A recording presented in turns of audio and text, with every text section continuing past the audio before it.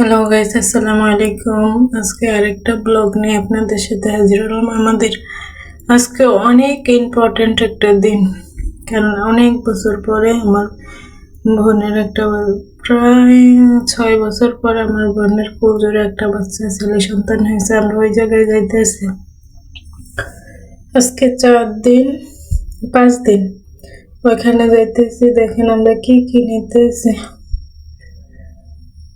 আসলে বাচ্চা হলে আমার বাবা নাই, তো এখন আমার হাজবেন্ডই, আমার মা টাকা দিছে, এগুলো সব কিনে গুছিয়ে নিতেছে।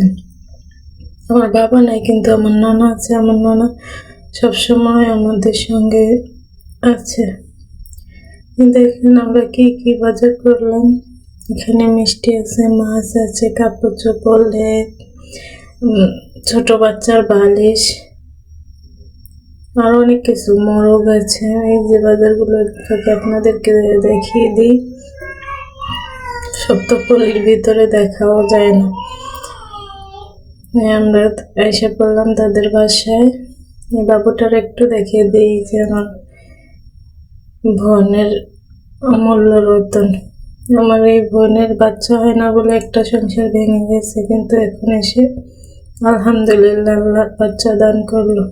দেখেন আমরা মাছ নিচ্ছি, মুরগি জবাই করছে আমার হাজবেন্ড। এই যে আমি রান্না করলাম, আমি যেখানে যাই রান্না করা লাগে। দেখেন দেশি মুরগিটা আমি তাদের গ্যাসের চুলায় বসিয়ে দিলাম। প্রায় তাদের রান্না বান্না শেষ, এখন মাছ। আর এই যে দেশি মুরগি তারা করছে, ব্রয়লার মুরগি, রোস্ট, গরু মাংস, ডিম, চিংড়ি মাছ। আমাদের এই মুরগিটা রান্না হলেই রান্না কমপ্লিট, তারপরে খাওয়া দাওয়ার পালা।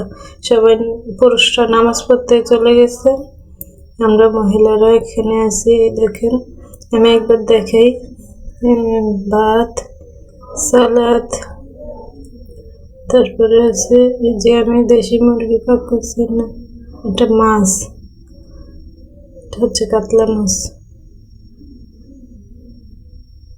তারপর পোলাও।